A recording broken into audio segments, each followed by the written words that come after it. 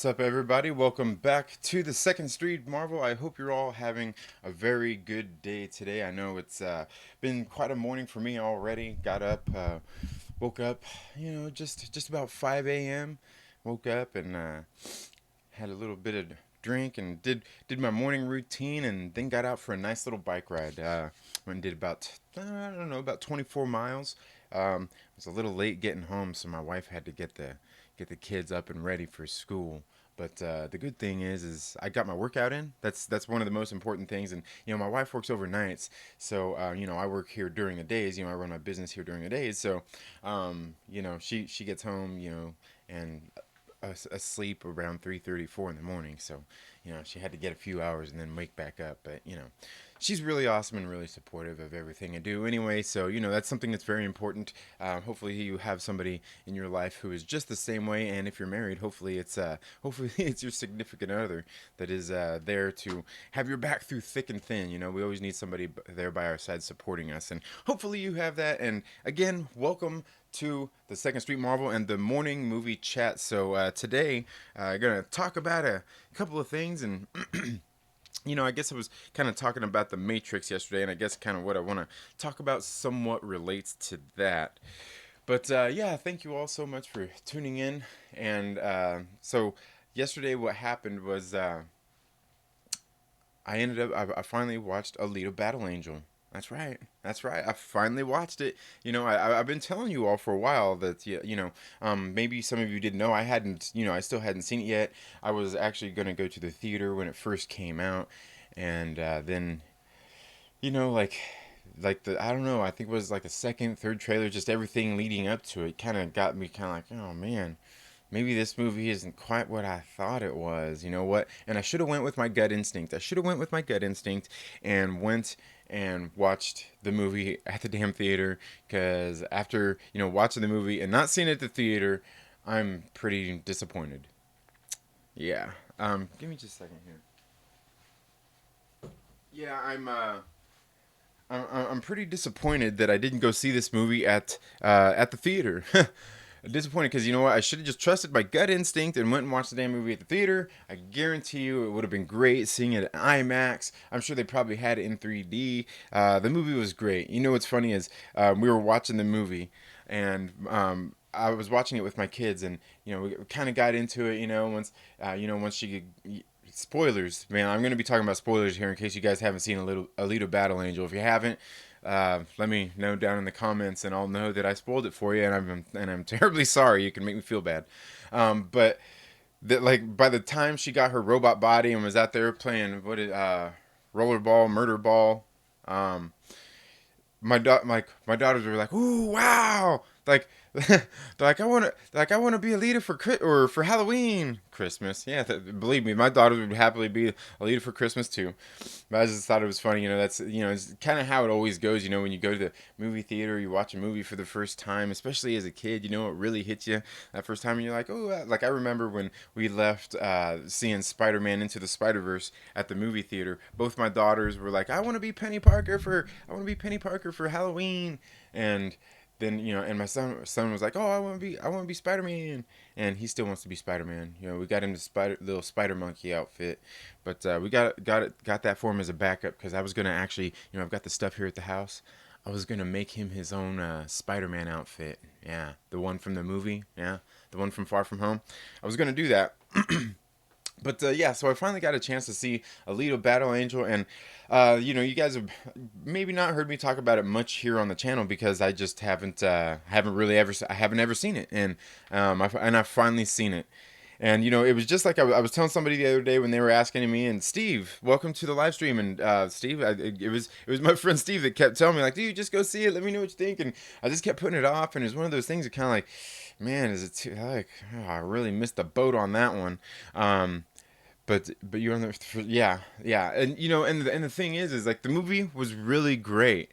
The movie was really great. I really liked everything that was going on. Like I remember hearing when the movie came out. Yeah, I've even heard people that liked the movie say that, oh, it's not the best, but the movie, and there's all these things that make up for it. And I'm like, after watching it, I'm like, what movie were you watching? What movie are you watching? It's not the best. Like I thought the movie was great. I thought the movie was absolutely great, and I'll tell you why. I'll tell you why here in just a minute because, and we see so much, and this is one of the big things. A lot of people, been talking about the movie. It's an original story, but the thing is it's like a cyberpunk tale. It's that dystopian type future. You got robots and all that stuff. I mean, it's similar, to a Blade Runner, to a Matrix, to a Ghost in the Shell. It's all the same type of movie. So while you can say, oh, but it's original, at the same time it's not really original. But that's the thing, is just because it's like the cyberpunk genre. And no, I think no matter what you do, when you're mixing around in that very specific genre of films, that like it's hard to have that originality that you need when you're writing a story, trying to write something original. You know what I mean? I think there's a lot to be said there, and I think that, I mean, they did just that in this movie. It was, sure, it's cyberpunk, so I mean, it's going to kind of follow those same tropes and everything like that. Sure, yeah, fine. I have no problems with that. But as an audience member, as a film lover, and things like that, it's something that I absolutely realize. So I heard people say, like, "Oh, the story, well, it's pretty good. It's lacking in some spots." And I didn't get to finish like the last half hour of it because my kids had to go to sleep, and I was going to finish watching it with them and everything. We're going to finish watching it today. So I didn't get through to the end. But I'm telling you, everything leading up to that, and I'm like, there's absolutely no way that the end of the movie kills this film. Just from where I got to, because it got right through the end to where her boyfriend got killed, and all of that stuff, and then they gave him the robot body. I got right through that part. So I believe that, I don't know, there was a little bit of time left in the movie, that I've got to see, but I'm like, I don't think there's anything that could actually ruin the rest of this movie, because I was sitting there watching. I mean, the story was, I mean, it was original as it could be when you're, like I said, when you're dealing in that kind of with that kind of a film, like specific genre type of movie. I thought the movie was really great, and I should have just followed my damn, because Robert Rodriguez came in, did one hell of a job directing this film, and you can see, I think a lot of it, you can see that it's got his signature all over it. And he was one of the first guys who started really messing around with a lot of this kind of technology in the first place, and that's what really got me interested in the movie when it was first being advertised. And there was just so much more afterwards, just kind of like, oh man, I don't know. I started to question it, and yeah, certainly it's something. And you know what? I should have known. Me being as huge a fan as of like the Matrix that I am. I need to go out and buy Blade Runner, because I haven't seen that since, God man, in years. I need to go buy that and that other one. Yeah, yeah, the new one. Yeah, 2049. Because I just started reading the comic book, Blade Runner 2019, and I thought that comic book is absolutely great. And so I need to go back and watch Blade Runner again, watch this Blade Runner 2049, because like I'm into that genre. I like the whole cyberpunk thing. Like even that movie Johnny Mnemonic, how it was kind of cheesy and everyone thought it was going to be, and it kind of was almost like a ripoff of the Matrix, kind of. Like that movie too. I thought that movie was good, but I think it's just because I like that whole cyberpunk genre, and I think that's what it is, because that's kind of what this movie did. And some people were talking about some of the other things in the movie, like people that like the movie too, saying like, it's not the best. And I'm sitting there like, man, this movie's fucking great. I don't know what you're talking about. I thought this movie was absolutely great. I mean, even the musical score, like all that stuff, like the whole movie, like everything fit together right. Because it was something, like I was talking about, like with X-Men Dark Phoenix, or just Dark Phoenix, whichever side of the fence you're on there, And that Dark Phoenix movie, yeah, that last one they just did, the musical score was great in it, but it totally never really matched the tone of the movie at any point. It always seemed like it was like a few minutes off, and it just didn't match. It was sounded great. It was really great, but like, yeah, so like this movie, like, I mean, it was great. I mean, all the stuff in it, like all the action, all the story, everything. And once she first got her robot body and went out there and started playing, I can't remember, was it rollerball, murder ball? Is it murder ball? Just like because isn't that what the guys in the wheelchairs do? I think they call it the same thing. Maybe that just has to do with running around on wheels playing like a basketball type of game, I guess. I don't know. Maybe I need to look into that, because I know they do that thing. Like the people in wheelchairs. They go and they play. I don't know. It was a pretty cool thing. I remember seeing this thing on it a while back, where there's that one dude out there that's really competitive in it. Man, I need to look into that, because yeah, that was some cool stuff. Anyway, beside the point. She was coming up, but like I said, a lot of it follows. What are you gonna do when you write this kind of movie? It's got to follow some sort of template, right? And I thought this movie did just that. And that's not to say it's just a run of the mill movie. I thought it was really good, something original. They came out and made a great movie. Now, the other thing, like, and I've talked about this here on the channel before. Some of like, everybody's got this controversy. Like it was like people kept comparing it to Captain Marvel, and the thing is like, it's really night and day. It's night and day. These movies aren't even similar to get comparison. So I just wanted to talk about that for a few minutes. These movies aren't even similar to get that kind of comparison, other than the fact they have a female lead um, hero. I guess that's about the only thing they have in common. Because, like I said, one's a cyberpunk tale, the other one's a superhero tale. Alita Battle Angel isn't a superhero.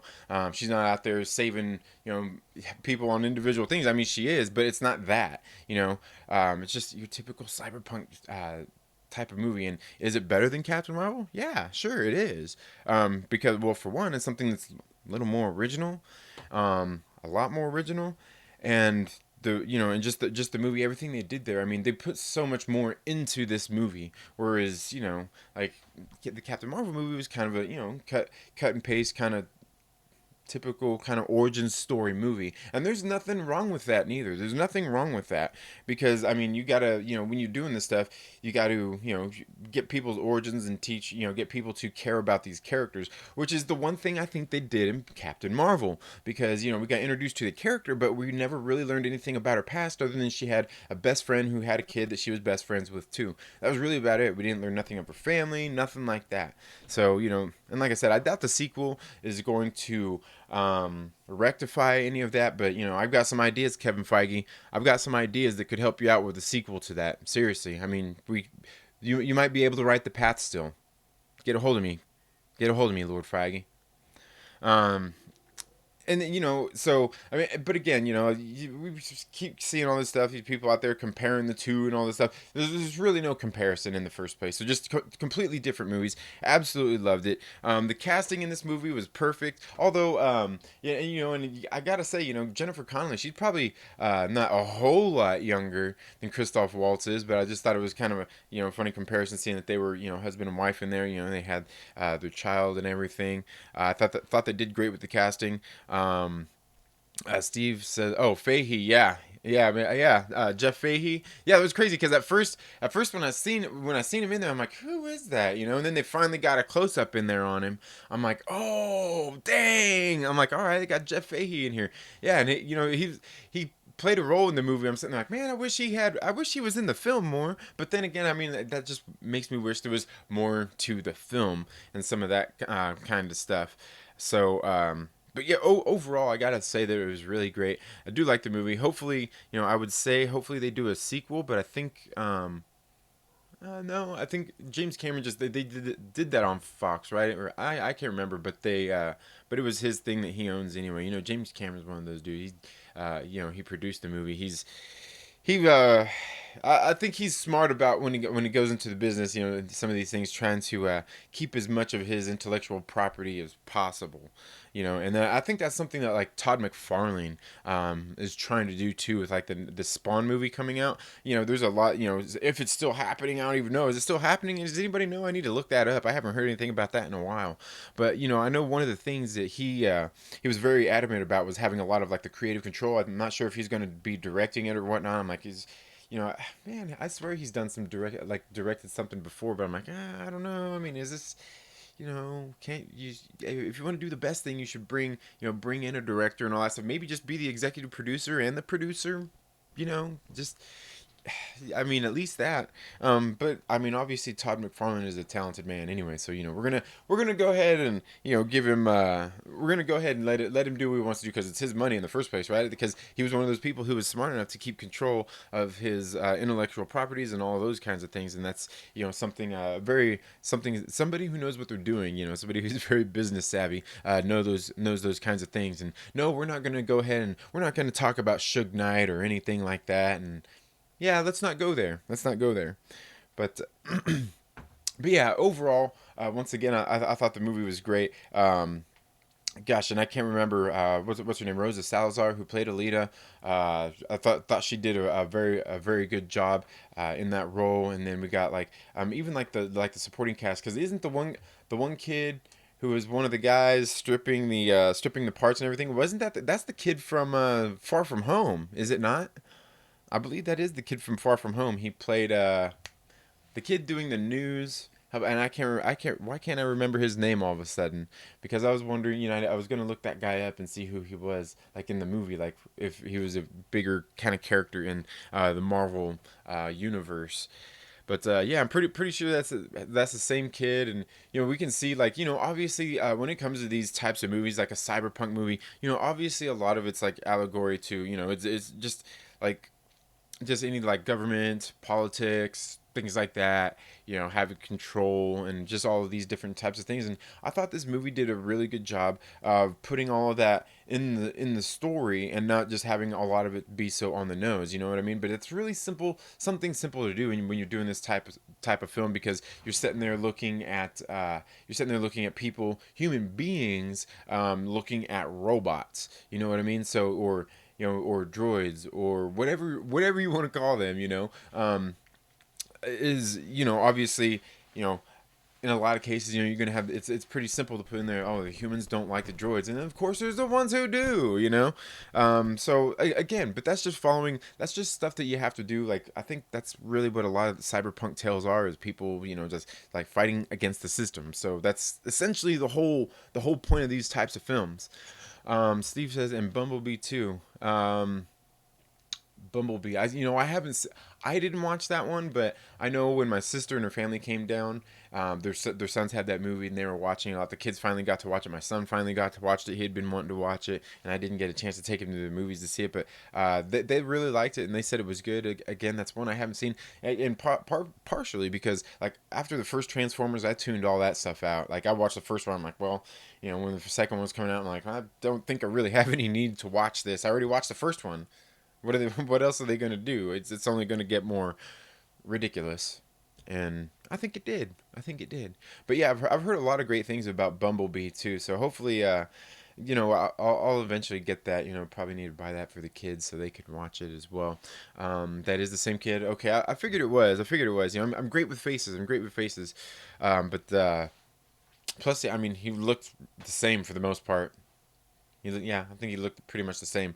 Like, I don't even know if did they even change his clothes. He looked like he was wearing the same clothes from Far From Home. That's what I was like. Did he just get off? Did he just leave? I don't know. I think he just got out of school, and he all of a sudden, time, maybe it was part of the multiverse. It's part of the multiverse.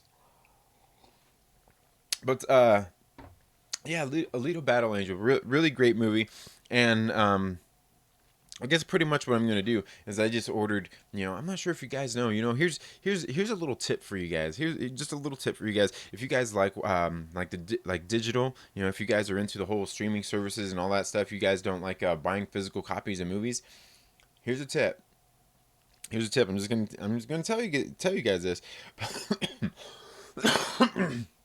If you actually go on Vudu, it's run by Walmart. Walmart owns Vudu.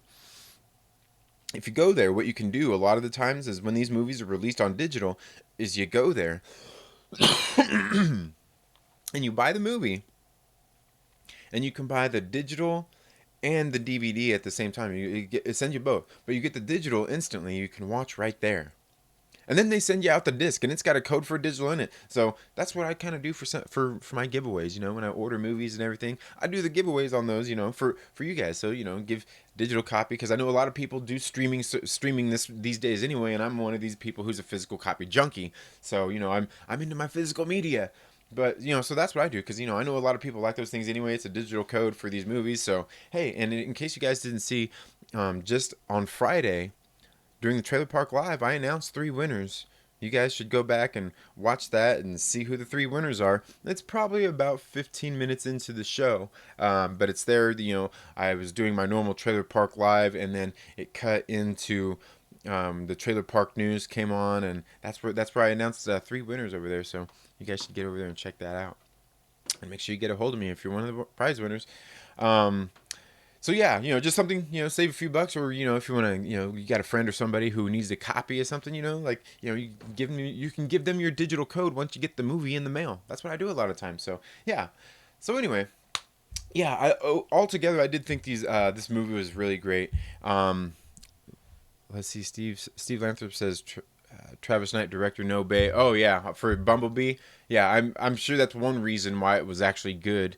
Aggressively relaxing said, "Welcome to the live stream, sir. You said Bumblebee 2, and for a second I thought you were about to say Bumblebee Tuna, like in Ace Ventura 2." Man, I haven't watched that forever, man. Ace Ventura 2. I know I watched Ace Ventura: Pet Detective a while back because I showed it to my kids. My kids were watching it, and they were, oh man, they were dying laughing. They love that movie. Um, they like the part where he's talking with his butt. Oh my god, they they hit the floor laughing. During that stuff. And I remember watching that too. And I was sitting there thinking back when I was younger and that movie came out. I wasn't a kid. I certainly wasn't their age when that came out. I was definitely in my teens. But I remember watching that movie too and just dying through that movie. And I remember, I watch it and I'm like, this movie is so cheesy, but you know what? It holds up. It's just as funny now as it was back then. And that's one of the great things about, those old Jim Carrey comedies like that is most of those are really, that he did back then were really good. Like I gotta watch part two again. But the last time I remember seeing it, I remember thinking the same thing. Like, this is so ridiculously stupid. It's funny. Like, what we don't get many of those type of comedies anymore, where it's just like a guy playing a joke character, and there's just absolutely ridiculous things that happen. God, was Bad Grandpa? Maybe I didn't see that movie, but I mean, I think that was one of those kind of movies. Like obviously the Jackass movies were hilarious, but I mean, other than that, I think only other movie I can think of like that came out in recent times was Borat. I'm not sure if you guys ever seen Borat, but I absolutely love Borat. Sacha Baron Cohen was. I went and seen Borat. I went and seen Borat at the movie theater. And I was dying so hard through that movie. I was laughing anyway, like most of the whole movie. I was dying laughing. But then the hotel scene with him and his manager when they were all like I seriously almost fell out of my chair. I'm not even kidding. Like I literally almost fell out of my chair cuz I was laughing so hard. I was sitting there buckled up and I literally almost fell out of my chair. My butt almost fell off the seat. Oh man. But it's just one of the, and I haven't watched that movie in a long time, and I need to watch that one again because I like those kind of movies. Yeah, man, how we go from Cyberpunk to Ace Ventura, man.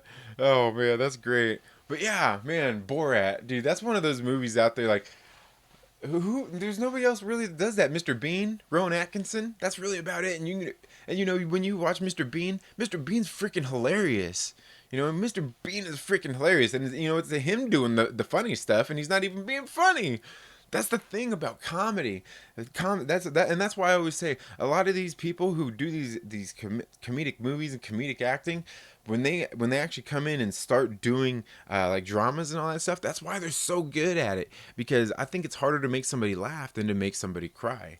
You know, and they learn a lot of those nuances when they're doing all that stuff, like improv, and just switching, like seeing something shift from funny to serious just like that. It's not something that's so easily done, and that's why I think a lot of these great comedic actors of yesteryear seem to do a good job progressing forward in their careers into more serious roles. Like take a look at Tom Hanks. Tom Hanks started off doing a lot of funny stuff. He was never like a stand-up comedian, but he went on doing that kind of stuff, and he was absolutely great. Look at him now; he's one of the best dramatic actors there is. He's just good at what he does. And God, when did that start exactly? Because I remember there was like Forrest Gump. He did Philadelphia. Didn't Philadelphia come before Forrest Gump? I think it did. I have to go back and look that up. Maybe I need to do one. That's what I need to talk about one of these days. Is like a showcase. We'll talk about Tom Hanks and just his career path, because he's got one of those unique ones. Ooh, and then remember Castaway? I just watched that a handful of months ago. Maybe it was last year. But man, that was a good one too. Castaway. Wilson. What? Oh man, great stuff. Great stuff. But anyway, yes, back. to the cyberpunk genre here. Yeah, Alita Battle Angel was great, and like I said, we were talking the other day about the Matrix. Just talking about that yesterday. We're getting a sequel for that, and I can't wait to see it. But again, I want to look up and see and find out. I doubt there's anything out there. Anybody's done any interviews about it. Why it's just Lana Wachowski? Where's the other Wachowski? Where's he at? Where's the other brother? Kind of curious about that, or is he making the switch too, and that's why we're not hearing anything from him? I don't know. I don't know. And no, I'm not talking about the switch to DirecTV. Um,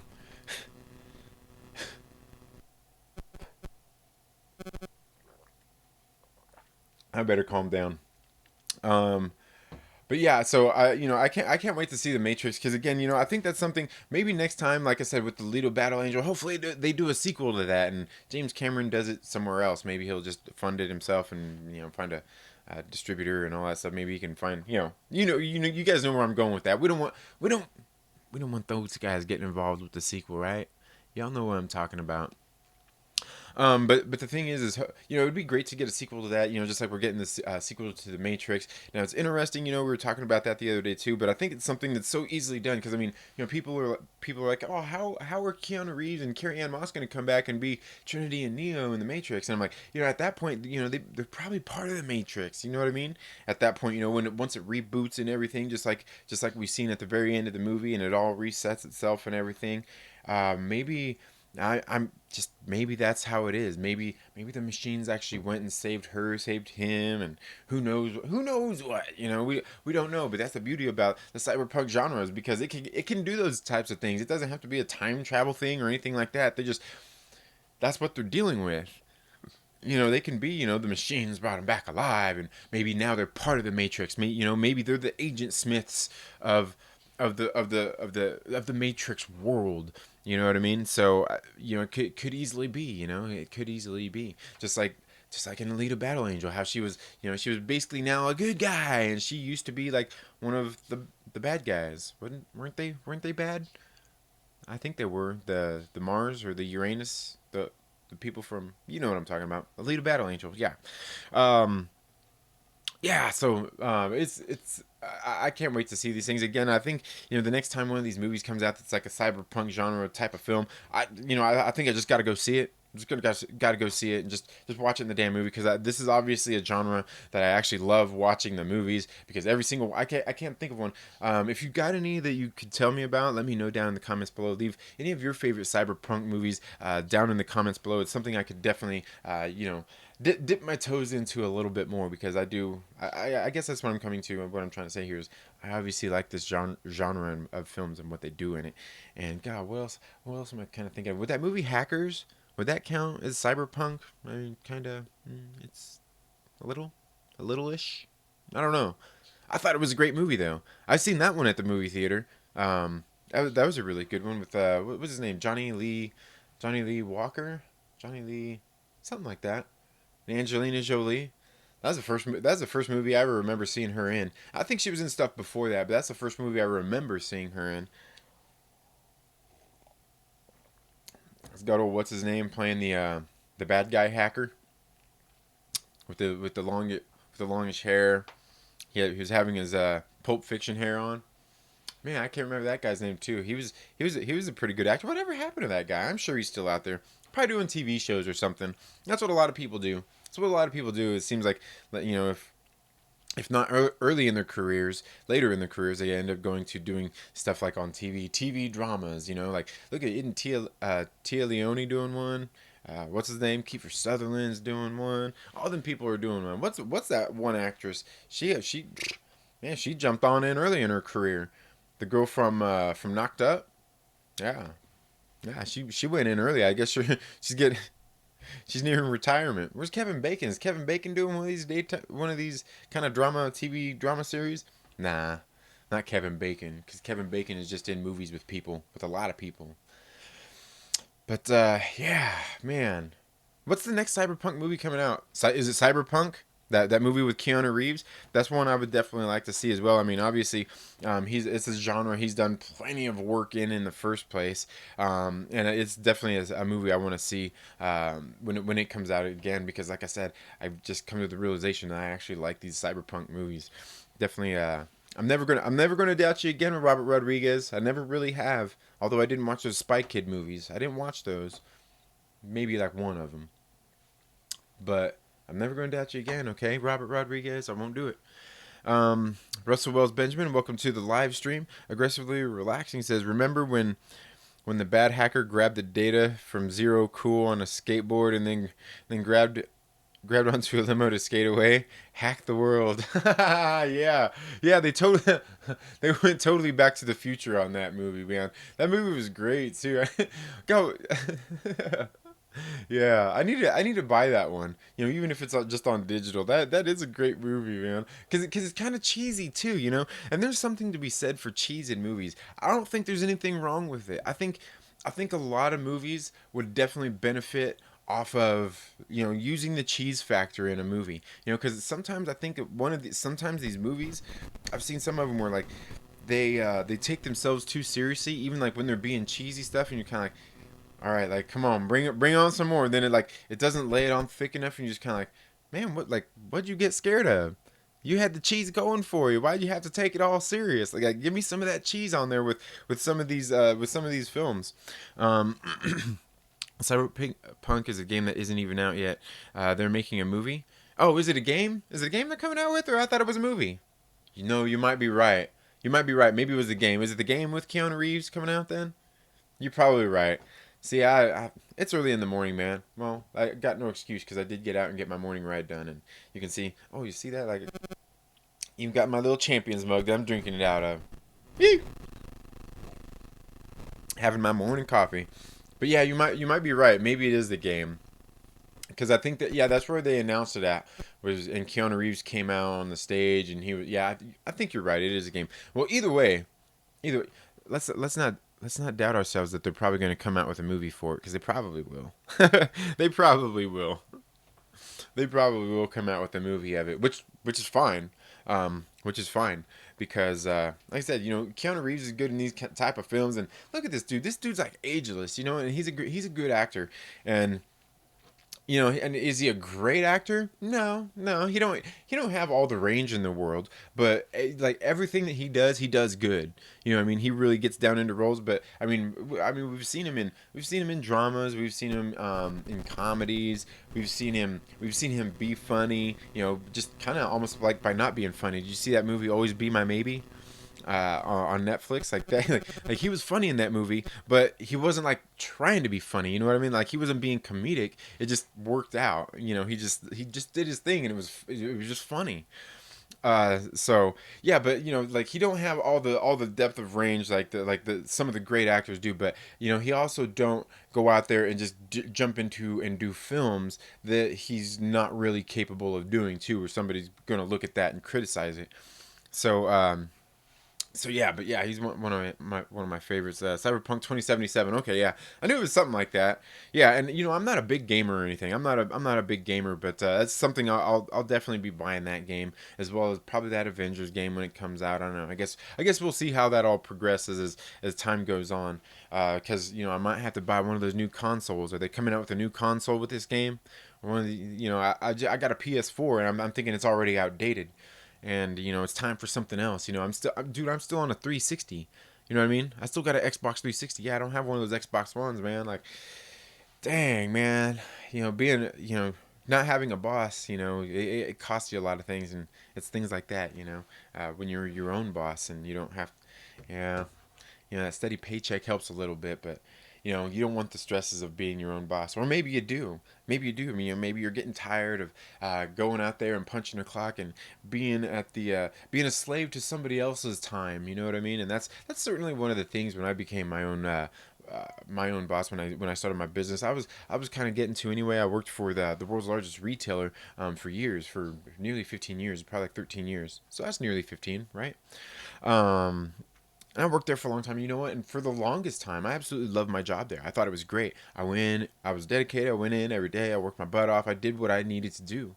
And I'm moving up the corporate ladder, all that junk. You know, it was doing good. But you know, like the last couple of years, and almost since my daughter was born, and it just kind of not like I wasn't as passionate about it, you know. But part of that was because you know I had been kicking the idea of what I do now around for a little while, And then I things were just just at work. I just wasn't as into it once I had kids and everything. I was more worried about them. I wasn't wanting to do overtime and stuff like that. I had my babies. You know what I mean? I wanted to be at home with my babies.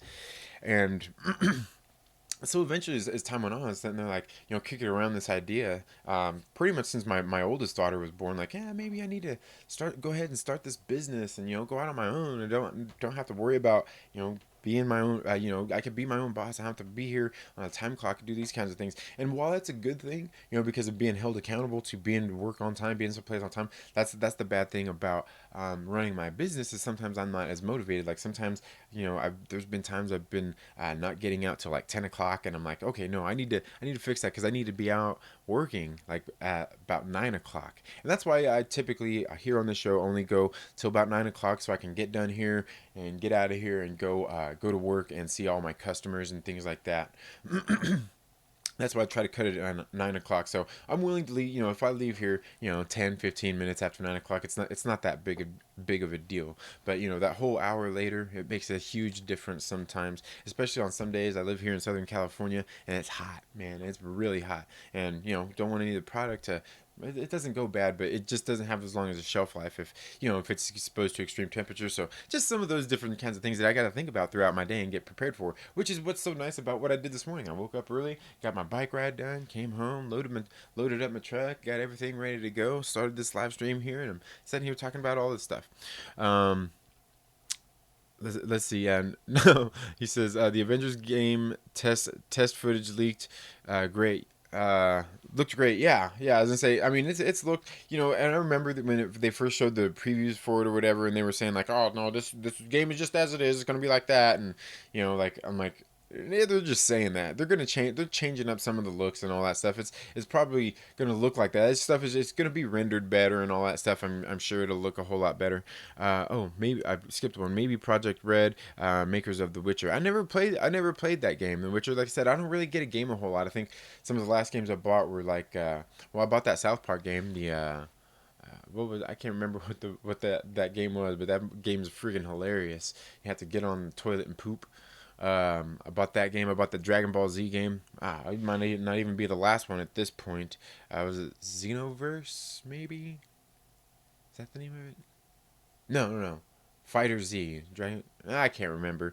But about that and the Spider-Man game last year. The Lego Marvel superheroes. Battlefront, got Battlefront 2, and again, I don't get a chance to play a whole lot of these games just because I'm so busy doing so many other things. Like it's something else I'm actually getting ready to be doing here pretty soon. I'm gonna have a video I'm gonna be dropping here showing you guys. It's my son's birthday today, actually. My son turns 5 today, and we're gonna have a party for him this weekend. And in case you don't know, you guys haven't seen some of my other videos before. I make cakes. Yeah, that's right. I'm a cake artiste. I make my own cakes, and so I got a cake that I'm making for my kid, for my son, a Spider-Man cake. So I kind of got some videos. I'm gonna splice some stuff together and show you guys kind of how I went ahead and did that.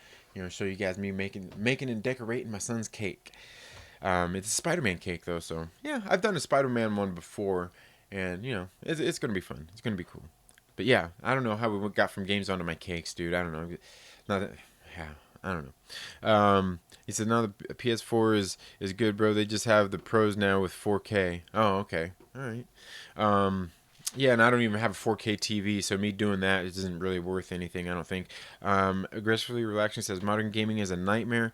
All I play is Star Trek Online. I've never played Star Trek. Is that a like a PC game, or is that just like on PlayStation? I've never heard of it, never played it. I'm not a huge Trekkie or anything, like I've watched Star Trek, I've seen it, I'll watch the movies. Like I think I missed that last movie that they did. But I'm not a huge Trekkie, but I'm not like one of these people that's like anti-Trekkie. Like I'm not one of those people that's gung ho into Star Wars, and I can't like Star Trek. Nah, I'm not all that. I guess I'm not really too nerdy about either one of those things. I suppose. I suppose. Power to you, bro. Bro, for being loyal to that game. Oh, the Star Trek game. Um, Avengers gameplay leaked, and you should check it out on YouTube. I'll check that out. I don't think I've seen that. I'll have to check that out. Yeah, Stick of Truth. Yeah, that's the one I bought, and it actually when I got Stick of Truth, it actually came with a copy of the first game, I believe, too, the one that came out before that. So it came with some DLC. Um, he says, "Awesome, happy birthday to the little man, great father, going above and beyond to even yeah. I make all my kids cakes. I did. Maybe I'll just show some pictures. I've posted some on my Twitter before in the past where I was showing just some of the cakes that I've done. Like I've done a Spider-Man one. I did a Dragon Ball Z one, which was one of my absolute favorites. The Dragon Ball Z one was just like the circle. Master Roshi symbol. I think it was a Master Roshi symbol. And then all around it was just round, and it had the symbol on there as black and white. And then I did white on this or orange on the sides of it. And then I took cupcakes and I put them on the sides of it. But I took the cupcakes, each cupcake, and decorated it. I took it out of the little wrapper and everything, and I decorated it all. And then I had the Dragon Balls. I had all the Dragon Balls on there and put them all around it. It was pretty sick. I'll have to share some pictures here when I do when I do this video of my son's cake. But yeah, that was one of my, and another one of my favorites was one of my favorite bands, Devin Townsend, one of my favorite musical artists.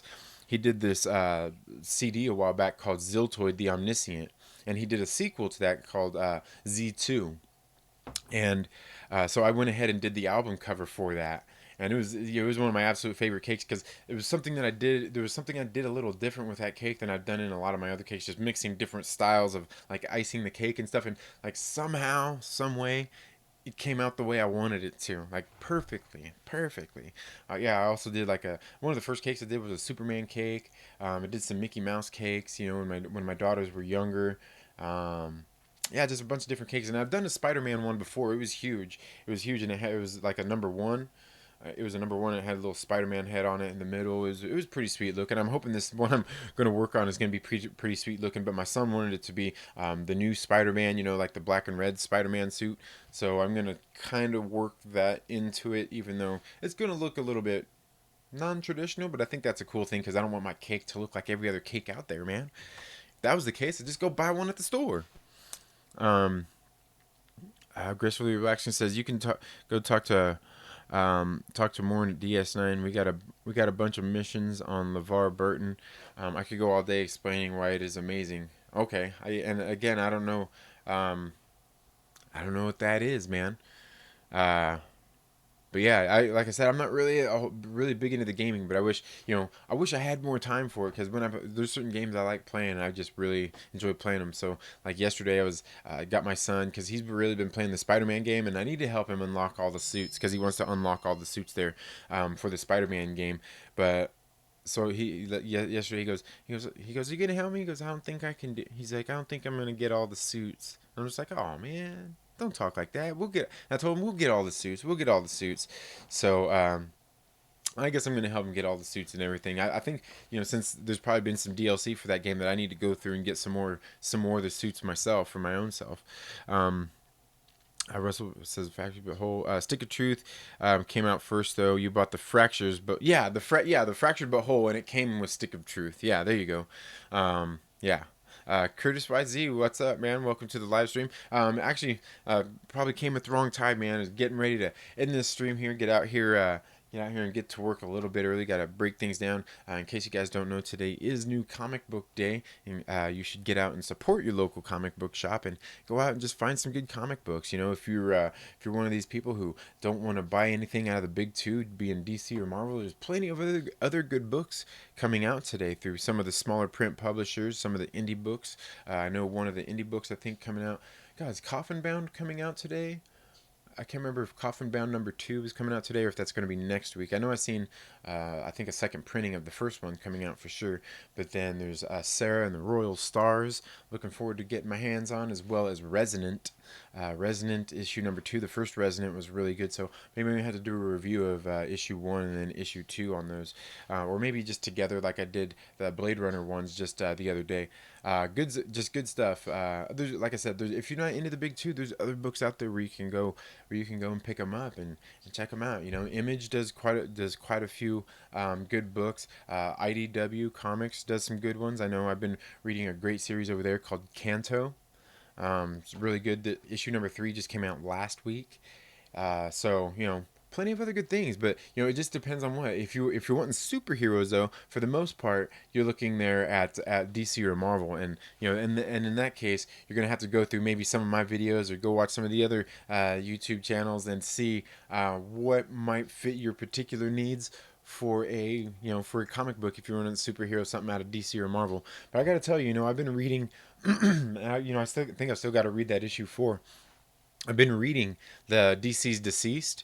It's basically, like it's the zombies thing. It's been really good. I've really been liking that, and I think Tom Taylor is obviously a writer. I need to go out there and check out some more of his writing because I've liked what Tom Taylor has been doing through the Deceased series, and then he's also writing the Friendly Neighborhood Spider-Man series, and I've been liking what he's been doing in the Friendly Neighborhood Spider-Man series, and I'm not sure if you guys have been paying attention. I'm not sure what Nick Spencer is doing in Amazing Spider-Man, man.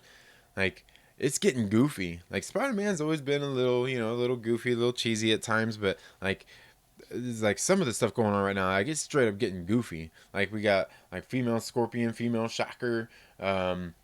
We got one called Trapster, and this is like they're the syndicate, they're the Sinister Syndicate or something like that. It's like the evil girl bad guys. We got Beetle in there, um, and yeah, just different things going on there. Like it's starting to get a little bit silly, and I'm thinking, like since I've been picking up more indie books, maybe it's time to start. Maybe it's time to start.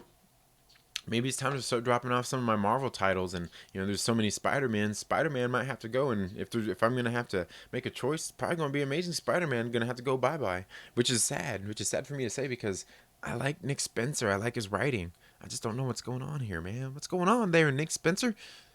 Tom Taylor's got you, man. And Tom Taylor's just been doing a great job.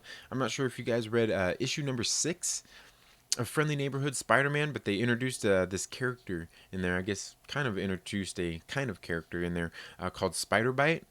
And dude, I was reading issue number 6 at when my daughters were in karate class. I was sitting there reading it, dude, and like I'm not even kidding here. Like I started crying in the middle of her karate class. I was sitting there like I had to hold the book out because I was reading, and like tears were falling out of my eyes onto the floor. Um, but I couldn't stop reading it, man. It was so great, but I couldn't help but not cry. That's how great of a story it was. And that's what I've liked about the Friendly Neighborhood Spider-Man book, is just Tom Taylor's done a hell of a job writing this character. Like he understands this character and what it takes to be that friendly neighborhood Spider-Man. Now, of course, there are some things that happened in some things, and I couldn't explain them that good. That happened in the recent issue. I think it was issue number 8 because 9 just came out, and we're getting 10. I think 10 is dropping today, as a matter of fact. Um, it's been really good, and also, ooh, that's another one dropping today. Is Spider-Man Life Story, issue number 6. Issue number 6 dropping today, and this is the end of the series, man. And I've got to tell you, the Spider-Man. If you haven't read the Spider-Man Life Story, you got to go back and read that series. I wouldn't even go out to your local comic shop and buy each of the individuals. Don't wait for the trade paperback on this book. This book was absolutely great. Spider-Man Life Story. Go check it out. I got to tell you, man, because what it does, Spider-Man Life Story is basically telling the story of Spider-Man from the 1960s, when he got bit by the spider, all the way each decade until they're in the 2010s now. And I've got to tell you, it's been an absolutely great series. Man, I can't even tell you guys how great of a story that this has been. Just seeing him age over time and how they're interconnecting all the things that have happened to Peter Parker throughout his years, just through the decades on here. It's great. I'm telling you, it's absolutely great. Issue number 6 hits the stand today, and you guys got to check it out. Crudy Spicy says, "Oh, all good. I caught the end. Yeah. We got a few more minutes here." Russell Wills Benjamin says, "I 100% the Spider-Man life story. I working on the DLC now. Oh, okay, yeah. And that's something I haven't done. I haven't done any of the I finished the campaign a while back, but I haven't done any of the DLC. And my son was trying to play some of the DLC one day, and he's 5 years old, man. He was getting ready to turn 5, but I'm telling you, he's pretty good at this damn game. Um, he was sitting there playing. He's like, "Yeah, can you help me?" And I went through and I started playing. I'm like, "Dude, I he's playing on easy. I couldn't even get through. I couldn't even play it, or he might have been playing on mine. I don't know." But like I'm sitting there, I was getting my ass handed to me. Um, so I need to go through and get warmed back up on that game and get into that and beat that stuff. Little man will get the suits. Yeah, he'll get him. He'll get him. He's been working on it because you know what he was doing for the longest time was he was playing the game. He'd play the game and then he'd reset. He'd like somehow when he'd save a game or something and he'd reset and go back to the beginning and he wouldn't have his suits or anything. And I kept telling him like, dude, stop resetting it because I had at one point we had like most of his stuff unlocked. We just had he just had to do the things to go through and get the suits. And I told him like, dude, I'm not like you keep erasing it, and I'm not gonna keep playing this game helping you get the stuff if you're just going to keep erasing it. And he finally realized and finally understood, and he finally stopped doing it, and started getting the suit. So I go through and help him a little bit, but I mean, he does good on his own. He does so good, what I mean? Which I almost feel bad. I'm like, man, my kid shouldn't be playing video games that much, playing more than me, and getting as good as me. Yeah. You were really like the Deadpool annual from last week. Check it out. Oh man, I wish I could, man. My pull list has been so big lately, man. I haven't been able to afford much more than what's been on there, especially with like some of the indies I've been getting into. Just so many great indie titles coming out. Curtis YZ says almost like they ran out of ideas years ago. Yeah, well, it just kind of depends. Like to me, and that's one of the things. Like when I know a lot of people didn't like it through the what was it Steve Rogers Captain America years that happened a couple years ago. Nick Spencer was writing that as well, where he was a Hydra agent. He wasn't really even a Hydra agent. There was yeah a lot of people don't know what happened there. It's like what happened going into it, what happened coming out of it, and he's dealing with some of that stuff right now too. And I get it. People don't want stuff changed, but that's one of the things I actually like. That's one of the things that actually got me back into reading was when they actually took and made him a Hydra agent and just kind of leading up to it. Because what had happened was when I was reading it, I was like, man, I read the right first issue. I think it was like issue number 8 or something. I can't remember um, of the Steve Rogers Captain America, and I was like, oh dang, like this is good. Like I need to go back. So I went back to the beginning of it, and I bought the trade paperback of the beginning of the Steve Rogers Captain America, and then I was like, oh man, like okay, so some of this stuff happened earlier, so I need to go back and read stuff before this. So that's when I went back and I just read. I actually bought the hardback of no, I didn't get the hardcover, but the Assault on Pleasant Hill, which it came, it was had all the tie-in issues and everything in there. I think it was only like a 5 issue thing altogether anyway too. But I went and bought that so I could learn. I learned the story of basically how Steve Rogers came back and all of this different stuff. And it brought some context to it. And I was like, "Oh, great! See, that was something I thought they did. They did that I liked in the stories because they just did something new with Steve Rogers. And at the same time, I get a lot of people didn't like it because of what it did to the character. Like, oh, he would never be a Hydra agent. Well, he wasn't. He wasn't. Red Skull changed him. Red Skull used Kobik and changed Steve Rogers' history. And it wasn't even. It didn't even change his history. He just changed it in his head. He only changed it in his head. It's like stuff like yeah. He just changed his reality. He didn't change. She didn't change reality. So but yeah, I mean, it's not for me. Is like I said, it's not like they ran out of. It's not that they run out of ideas. Just that what a lot of these people do. And I realized I gotta re-record. I got a video that I was doing about an issue, and I was sitting there editing it, and I'm like, whoa, like man, I've got to go reshoot this video because I said some things in it. I'm like, this came out. It didn't sound right. It didn't sound right. Like somebody would. I guarantee you, because I was sitting there watching. I'm like, whoa, whoa. Um, I didn't say. I said I meant what I was saying, but I didn't mean to say it like that because it made it sound really bad. It made not my critiquing of it, but like my critiquing of the story that was going on. I was like, yeah, I better go re-record that because people are gonna be like, dude, like seriously, bro. People would be like, I can't believe you just said that.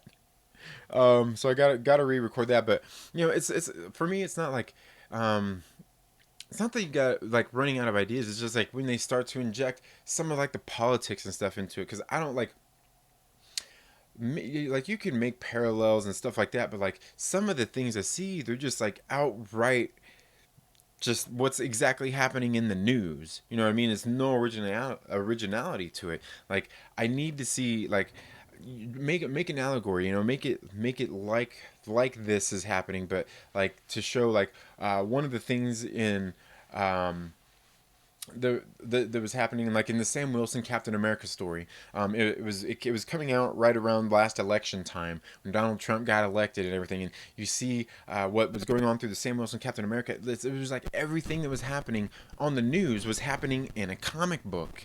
Ryan Kinnell's Outpost says, "What's up? Hey man, what's going on? How you doing this morning?" It's a nice morning here out on the West Coast, isn't it? It was getting a little warm when I was getting home from my ride already. But it's I don't know if it's going to be as bad as yesterday was. I hope you're having a good day though, Ryan. Curtis YC referencing the female shocker, female scorpion, etc. Oh yeah. I mean, in the Amazing Spider-Man series, yeah. Like I was reading that, and I'm sitting there reading it. Like I was a couple issues back, and started reading these last few issues. I'm like, what's going on here? What are you doing? Why are you? Why are you messing with these original or like these old characters and making these goofy versions of them? Like can't like yeah, I just can't, man. I just can't, you know. But we all know where that's going. We all know where that's going, man. Um, but yeah, so yeah, I think a system I think Amazing Spider-Man is great right now. Every issue is Spencer flexing his Spider-Man knowledge. The art gets in on it too, drawing memories in an old art style. Slott is doing a similar thing with Iron Man. See, and I haven't been reading Iron Man. I've liked what's been going on in the Amazing Spider-Man stories. It's just like when they, like I said, when they're changing like those like the characters and all that stuff. I'm like, this is goofy. You don't have to do that. You don't have to do that. You just bring in some new, you know, you can bring in female supervillains and they don't have to be like the old like basically old versions, tokenized versions of older characters. Just you know they've done plenty of new characters in some of these books. Just you know just make original characters and they can have the same powers. They just don't have to have the same names or anything like that. I don't know. I just don't get it, you know. Just because every a character flies doesn't mean they have to be Superman. You know, they can have super strength and all that stuff just like Superman does, but they don't have to be Superman. You know, I mean, there's plenty of other characters out there like that. But altogether, I mean, I haven't minded the Amazing Spider-Man series. It's just getting a little too goofy right now. But I'm hoping that actually all leads somewhere. Because, like I said, Nick Spencer wrote some of my favorite stuff in the Marvel universe, and that was like Secret Empire, like a whole like everything that happened there. Like I liked that. I'm probably one of the few. Probably one of the few, but I actually liked that. So I mean, I like his writing style and everything, but I have liked the story that's been going on. You know, we've got the overarching villain in there that's been going on, and you know, the one thing that's been bothering me about the art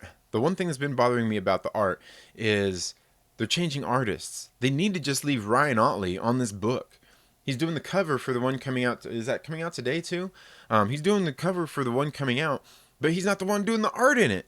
And I'm just like, no, like Marvel, you guys need whatever else you got going on. Give this dude a raise or something. You need to keep Ryan Ottley on this book. Ryan Otley's art in this book, like he understood, like he draws this book perfect. The character and just the book looks a lot better when he's doing it. Like I was reading the last one, and I can't remember who did the art in this. I think it's the same guy doing the art in this one, Kev. I want to say Kev Mack or something, but the thing is the thing about that is I don't like the art style as much. And especially because I noticed like in one of the issues the art style was really inconsistent. It was pretty inconsistent. Just what he was doing. So and that's not to say he's a bad artist. It's just like things were the style just changed throughout the book, and I'm just like what's going on here. But they need to keep Ryan Ottley on Amazing Spider-Man, man. He knows how to draw that character, and just man, he's just been doing a good job. That's what got me back into the Amazing Spider-Man series. that was one of the first ones I picked up. I picked up issue number 4, and then I went back and picked up 1, 2, and 3, and then been with the series since. And it's Ryan Otley that helped get me there, because like at first I seen his style and everything. I'm like, yeah, I don't know, it's all right, And then I read those couple of issues, and I was like, okay, like no, you know what, like this dude's got it, he's got it down. But then they started, through the Hunted and everything, and even before that they started bringing in Kev Walker. Is that his name? Started bringing in some of the different artists and everything. I'm like, like I think one of the issues they even had like 2 different people doing it. I'm like, ah, man, just leave Ryan Otley. Just give us Ryan Otley. That's what we want. Give this man some money. Pay the man. Pay the man. Aggressively relaxing says people are going to lose their minds over today's Captain America. You mean like what's been going on, or the issue? Does the issue come out today? It does come out today. I'm actually 2 issues behind on that. I'm 2 issues behind on that, and I was actually planning on reading those this week to get caught up on it, because yeah, I've heard a couple things about these last couple of issues in the book, but overall I've liked what's been going on with the Captain America series. Him having to basically regain back America's trust and all those kinds of things after the fallout of Secret Empire. That's the part of the story I like. The one thing I just wish there was more Captain America action in it. You know what I mean? That's the one thing I wish there was more of. But like the story itself, it's been great character story for Steve Rogers, man. It's been spot on. I've loved it. I've loved it. But I can only imagine what you're talking about there. Then Curtis has been there. It's too blunt. Yeah, and that's the thing. Like a lot of these things, it don't have to be so on the nose. Just you can tell that story just through different means. You don't have to do things. Mads Mama Bear says, I'm happy with the new Captain America. Yeah, like I said, I've liked it. I've liked what they've been doing with the Captain America series. It has been good. Just like I said, because for me, it's like I understood, because I was there. That's what got me back into reading, was from before he became a Hydra agent, all the way through Secret Empire. Like that's kind of what got me back into reading again, was that like following Captain America's journey through all of that, and then seeing, I know a lot of people were disappointed with the way Secret Empire ended, because they're like, oh, that's just it. Like Steve Rogers is back, and everybody's, everything's back to normal. I remember reading that online, like everything's back to normal. Like Captain America, like it's all good. And the thing is like, no, it's not all good. Through this new Captain America series, dude, like he's been dealing with it left and right, man. It's been a great series. It's been a great series. But yeah, it's been great. Curtis says it's all right, but they're doing all wrong. Well, not all wrong. It's just like I think at some point there's a point to it. Like I'm willing to wait the story out and see where it goes to, and hopefully that's going to be happening in the next few issues. Hopefully, I mean, because like I said, my pull list is getting big, man. I'm gonna have to start dropping books, and if there's 3 Spider-Man series on it, I might have to drop one. You know what I mean? That's probably like too many in the first place. Ryan says, yeah, man, I'm hoping it cools down soon. I don't do bike rides, but it's hot as hell in the gym. Yeah, it does, man. It does. Like yesterday, where I live at, like I live in the desert, and so it's pretty hot here anyway. But I got up to Tehachapi up in the mountains, and I swear it was hotter there when I got there than it was when I left here. And I'm like, oh man, this isn't gonna be a good day. It's gonna be rough. Curtis says, interesting take on Captain America.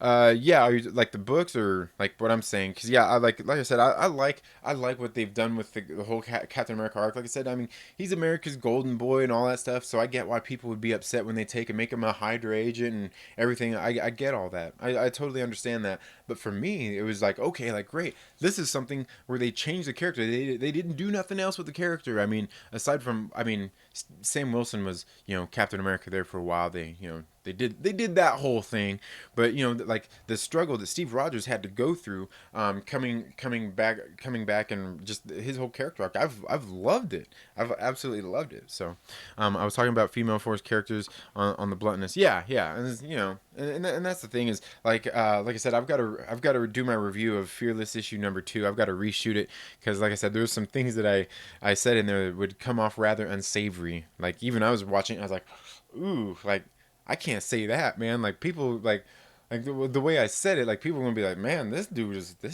an a-hole, man. Like I'm unsubscribing. I lose subscribers over what I was doing, because just I didn't script it or anything. I was just talking, and yeah.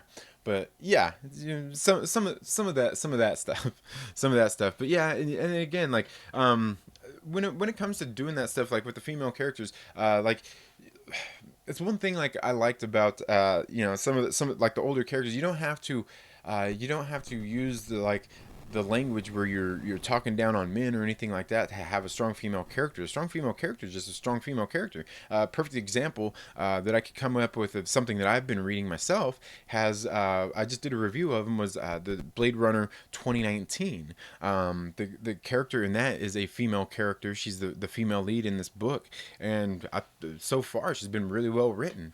I've liked the story. So yeah, I mean it's possible. Just yeah, all those things like it's just how it's done. It's just how it's done because you can see like I've got a review that you guys will be seeing here pretty soon, where some of the language in the in some of these books in this new book I got, I'm like, man, like we just this series just started and we're already there. Like the last series, like and it's the same writer. It's the same writer even, but like this one came out and I'm like, you like literally put like your like it's just so on the nose with like the personal politics and just some of that stuff on there. I'm just like, man, like you're not even trying to cover it now. They just took the cuffs off, didn't they? They're just like, go at it, go ahead and do what you want to do. Yeah, man, I just don't know. What makes a syndicate feel forced? I don't think. No, I don't think that. For me, it's not. It's not that on the feeling forced on the sinister syndicate. For me, I'm just talking about things like what happened, what's been going on in Fearless, and then in just like the Spider Gwen series that just started is. You know, you get these female characters that come in and are just basically, you know, like males bad, females good, you know, that kind of stuff is what I'm talking about.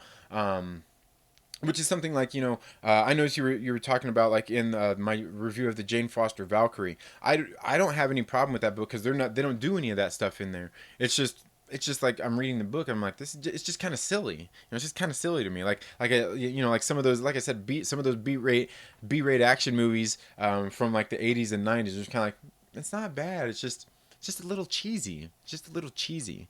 What is the blunt message? Girls can be murdering thieves too.